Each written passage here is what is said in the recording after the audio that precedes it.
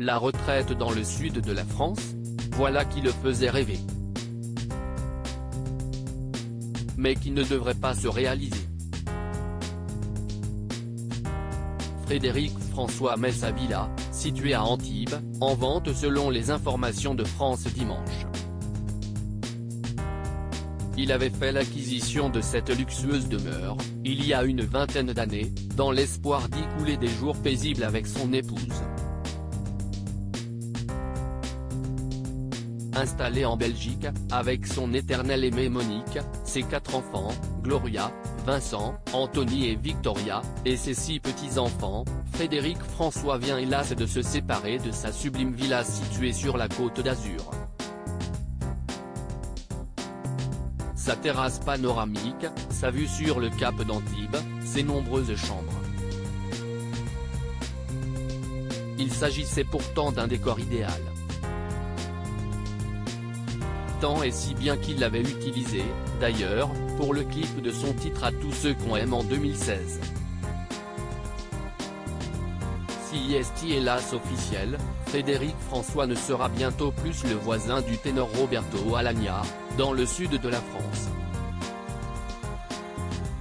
Le chanteur italo-belge aurait effectivement confié la vente de son logis à une agence immobilière spécialisée dans les biens haut de gamme.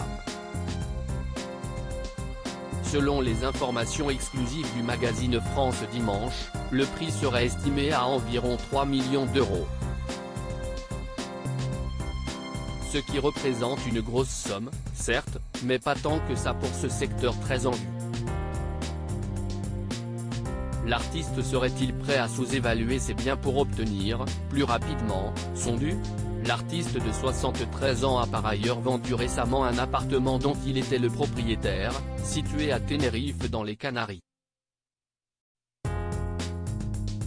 Frédéric François est davantage présent au tribunal que sur scène, il faut le dire, ces dernières semaines.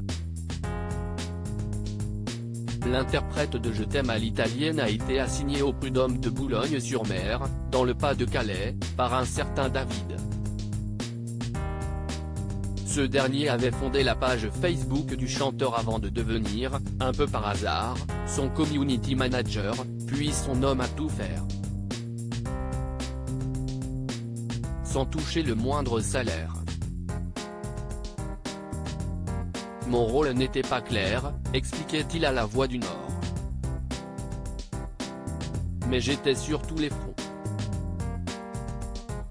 Tout le monde me connaissait. Il faudra probablement passer à la caisse tôt ou tard. Grâce à la vente de la villa d'Antibes, retrouvez toutes les informations sur Frédéric François dans le magazine France Dimanche du 30 juin 2023.